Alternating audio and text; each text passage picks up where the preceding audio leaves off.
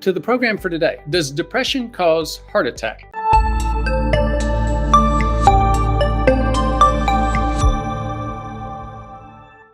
Depression and heart disease are commonly coexist. In the COVID world, the term comorbidities is a very commonly understood and used term. And depression and heart disease are very much comorbidities. You could say that having a heavy heart is a little bit more than just a saying. The CDC, as conservative as they are, they link mental health disorders and chronic disease, chronic stress with heart disease. According to Harvard Health Publishing, depression is about twice as likely to occur in people with heart disease compared to the general population. Now, this gets into the whole chicken versus egg issue. Does the heart disease cause depression, or does the depression cause the heart disease? And yes, there's a third option as well. Is there something else causing both of those? The reality is it's all three. Heart disease does appear to cause depression, impacts our lifestyle, impacts a lot of things which impact depression. And we'll get into that. Actually, let's talk about that in just a minute or two. But before we do, I do have to add the last comment.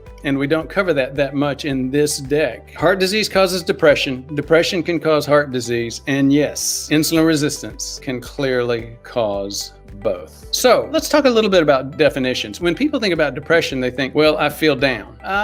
Feeling down is not depression. Feeling down is a mood. Depression is a bigger issue. It involves things like what we would call the neurovegetative signs. Neuro meaning brain and vegetative meaning the signs of our daily metabolism. So for example, what you'll see, the thing that differentiates depression from depressed mood, you're no longer interested in activities you once enjoyed. And this lasts. It's not just happens for a day or two. That's called anhedonia. Hedonism is somebody that lives to enjoy themselves. An is the opposite. So anhedonia is nothing. You don't enjoy anything. But the more classic neurovegetative signs, loss of appetite. And loss of appetite can go the other direction and result in binge eating as well, because you never feel satisfied. And some other reasons too. Insomnia or excessive sleeping. So it impacts your appetite, it impacts your sleep, it impacts loss of energy. So again, you start getting into the classic neurovegetative signs, and that's what really differentiates a garden variety mood problem from true metabolic depression. You have difficulty concentrating, feelings of worthlessness, suicidal thoughts, irritability. Now on the heart disease side, obviously the most common thing that we tend to talk about on this channel is coronary heart disease. And obviously you also have things like valve disease, arrhythmias. Atrial fib is something we've covered many times, and it results in a lot of these challenges as well. So why do depression and heart disease commonly coexist? Well, heart disease can lead to depression, and depression can lead to heart disease. We covered that a minute ago, and I said we'd get a little bit deeper into detail with it. Lifestyle and physical changes brought about by a heart attack, heart condition, such as surgery, inability to exercise, inability to sleep well. These can lead to isolation, sadness, again, those neurovegetative components which mess up your metabolism. You lose sleep one night, you can get insulin resistance for the next 48 hours. So emotional changes that arise from a heart diagnosis also often bring anxiety. So there's a major overlap between anxiety, depression, and stress itself. Depression can lead to a heart disease. So, the other side, it works the other direction. Depression is associated with higher level of stress hormones, cortisol. That increases blood sugar, blood pressure, and causes a rise in damage to the arteries. People with depression have stickier platelets, which are found in the blood, which can lead to increased blood clotting. Remember, that's really the actual mechanism for heart attack and stroke. That's why we can't really predict it basically looking at a cardiac cath. That's why a stress test doesn't predict a heart attack. A cardiac cath doesn't predict a heart attack. It's an acute clotting problem. And again, depression can increase that. People who are depressed or anxious are more likely to engage in risky behaviors such as smoking, skipping medications, inactivity, overeating. Now this starts to get to again, once you begin to realize that this is a cycle issue or a spiraling issue, you begin to realize how one can cause the other and vice versa. And as you will see throughout here, diabetes, prediabetes, very much related to all of these same activities. So depression, you get fatigue, you feel overwhelmed, excessive sleeping or not sleeping not enough, poor sleep. You get changes in behavior, you get sedentary, you start taking risks like smoking, you don't take your medications, you start getting biological changes, increase in stress hormone, inflammation, blood pressure, blood sugar, which leads to heart disease, chest pain, shortness of breath, heart palpitations, cardiovascular inflammation, which leads to emotional issues like feeling like a burden, emotional distress. So again, after you begin to look at the microscopic and metabolic components of what's going on, it becomes much easier to understand how heart disease can lead to mental health disease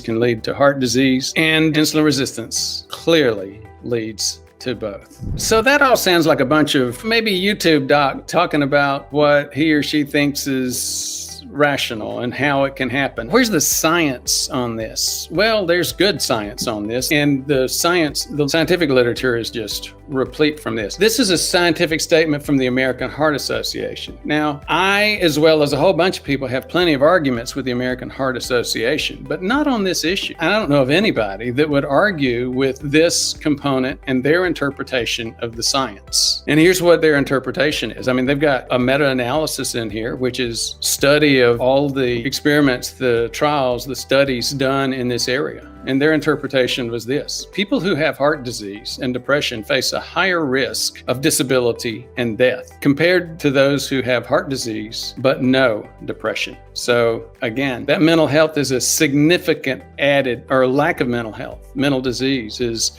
a significant added risk factor. In the 7 studies that they looked at in this meta-analysis, people who had both conditions were 2 to 5 times more likely to die from a cardiac issue compared to those who had heart disease alone. So what can I do to lower my risk? All of that's very fine, Dr. Brewer, but you diddle around in science too much. You're not clear enough about what can we do to fix this? Well, number 1, recognize that mental health is an important issue. Especially the ladies in my family like to talk badly and critical about old white guys. And yeah, I'm an old white guy. My culture, especially, I'm from South Carolina, the southeastern United States. And like many boomer generation males, we've been taught to ignore mental health issues. That's dangerous, guys. It's dangerous. So go out, find a support group, eat healthy, stop denying potential mental health issues, reduce your stress levels, get enough sleep, exercise, and enjoy your life.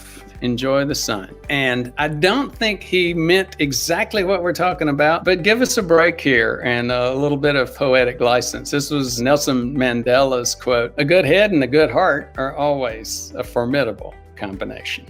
Winning is exciting, even if it's sometimes technical stuff like cardiovascular inflammation and the fact that so many of us have insulin resistance, even prediabetes, and even diabetes. Take a look at the video below. You might win something. You could win a course, one of our online courses. Give it a try.